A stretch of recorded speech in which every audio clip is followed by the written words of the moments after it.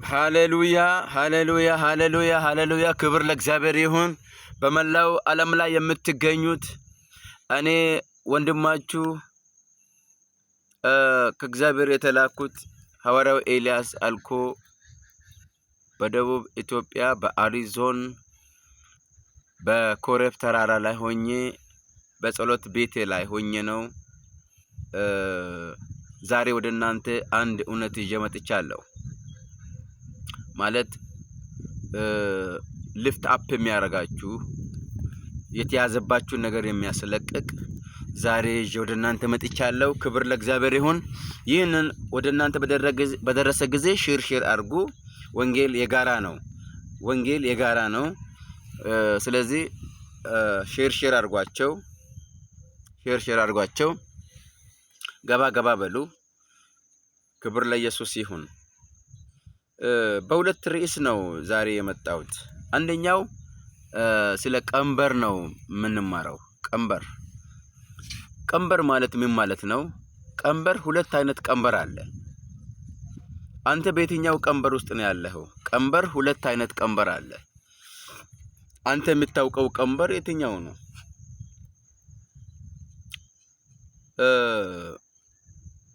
ሰቆቃ ኤርምያስ እንደዚህ አለ። ሰቆቃ ኤርምያስ ምዕራፍ 1 ከቁጥር 14 ላይ እንደዚህ አለ። ሰቆቃ ኤርምያስ ምዕራፍ 1 ከቁጥር 14 ላይ እንደዚህ አለ።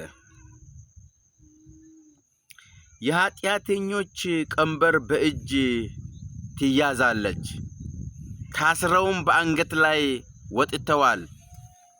ጉልበቴን አደከመ፣ ጌታም በፊታቸው እቆም ዘንድ በማልችላቸው እጅ አሳልፎ ሰጠኝ። ስለዚህ የዚህ ዓለም ቀንበር አለ ማለት ነው። ይህ ዓለም የሚያስጭንብን ቀንበር አለ። ልሸከም አልቻልኩም አለ። የዚህን ዓለም ቀንበር ልሸከም አልቻልኩም። ብዙ ቀንበር በየቤታችሁ አለ።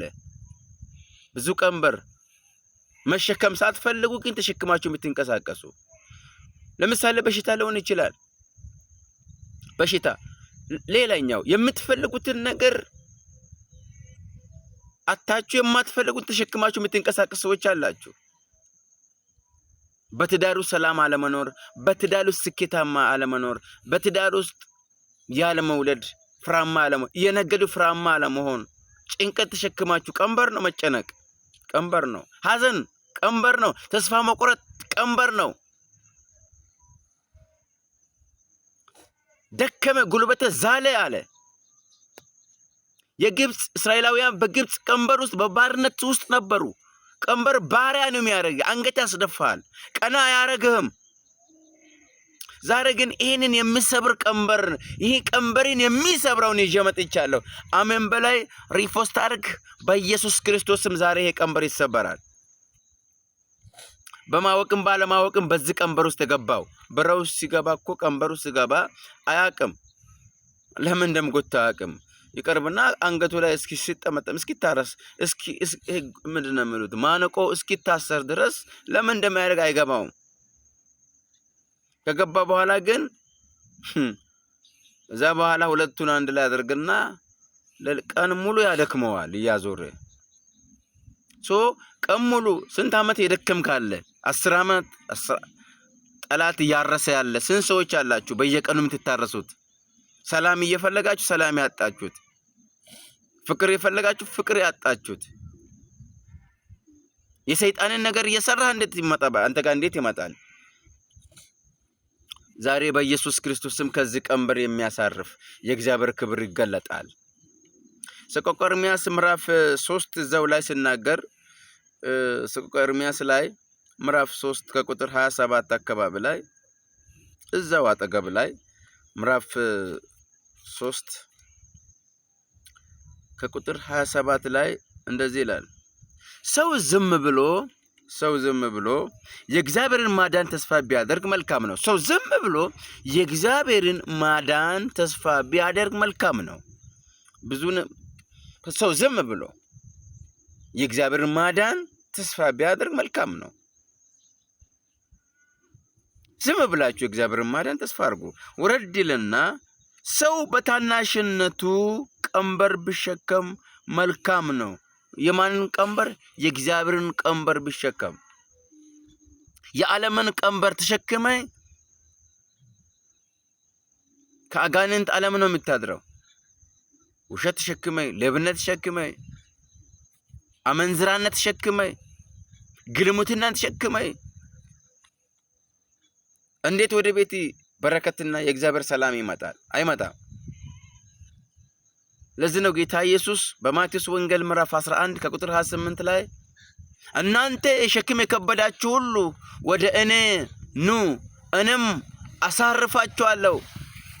ቀንበሬን ተሸከሙ፣ የኔ ቀንበሬ ልዝብ ነው። ስለዚህ ያ የተሸከማችሁት ቀንበር፣ የዓለም ቀንበር፣ የሥጋ ቀንበር ዛሬ ከእናንተ ላይ በኢየሱስ ይንከባለላል። በእኔ ላይ ጣሉ አለ፣ እኔ ስለ እናንተ እሸከማለሁ አለ። የኔ ቀንበር ግን ልዝብ ነች፣ ቀላል ነች አለ። እሱም ምንድነው? ፍቅር፣ ደስታ፣ ቸርነት፣ በጎነት፣ ለሌላው ክፉ አለማሰብ፣ ለእውነት መኖር። ዛሬ አገራችን ሽባ ያደረገው የሙስና መንፈስ፣ የሌብነት መንፈስ፣ በየቢሮ በየሴክተሩ የሌብነት መንፈስ፣ ዘንዶ ቀላቢ፣ ሞራ ገላጩ ሳያንስ ክርስቲያኑ ሌባ በሆነበት ዘመን፣ አጭበርባሪ በሆነበት ዘመን ይሄ ክርስቶስ ይመጣል፣ ጅራፉን ገምዶ ይመጣል፣ እያንዳንዱ የተገረፈ ይወጣል። ኢየሱስ ይመጣል። የዘገየ ቢመስልም አለ ጴጥሮስ ሲናገር፣ እሱ ግን ስለ ተስፋው ቃል ይመጣል። ወየውላችሁ የብዙዎችን መንገድ የምትዘጉት፣ የድሃ መበለትን ቤት የምትበሉት። እግዚአብሔር አምላክ ይነሳል፣ ጠላቶችም ይበተናሉ ብሎ ዳዊት ተናግሯል።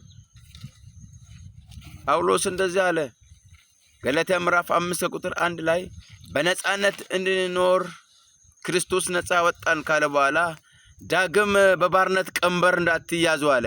ባሪያ የሚያረግ ቀንበር፣ ሌብነት፣ ወንጀል፣ ክፋት፣ አመጽ ለምን ትቀሰቅሳላችሁ? ለምን ትሰበስባላችሁ? ዛሬ በኢየሱስም ከእናንተ ላይ ይበተን። የአጋንንት ጉልበት ይሰበር።